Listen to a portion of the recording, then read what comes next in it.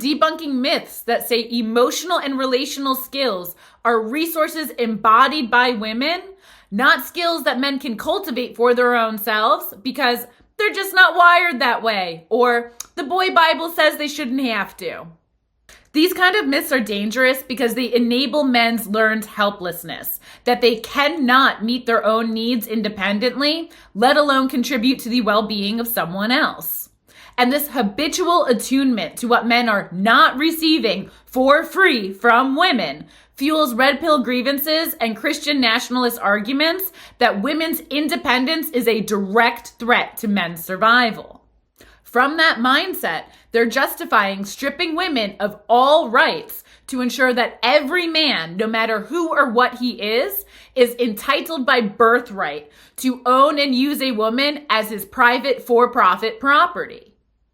And that's the crux of this pitch from Christian nationalists to repeal women's voting rights in favor of a household vote. Preach. By repealing the 19th Amendment, just for the record, it's not just trying to take away a female vote, but it's trying to say, no, there's a family vote. Right. There's a household. And it's like, well, where do women get their voice? Where women get their voice is from their father, from their husband. If they're not married, it's from their father. If they're not married and their father is dead, it's from their brother, it's from their uncle, it's the men in their lives that love them.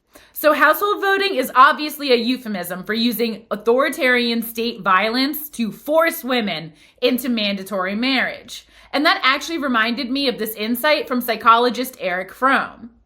Quote, "The authoritarian character has not reached maturity. He can neither love nor make use of reason.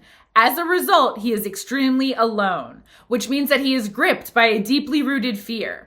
He needs to feel a bond which requires neither love nor reason, and he finds it in the symbiotic relationship, in feeling one with others, not by reserving his own identity, but rather by fusing, by destroying his own identity. The authoritarian character needs another person to fuse with because he cannot endure his own aloneness and fear. Patriarchal men cannot endure their own aloneness and fear because they killed off the emotional parts of themselves during their initiation from boyhood into patriarchal masculinity.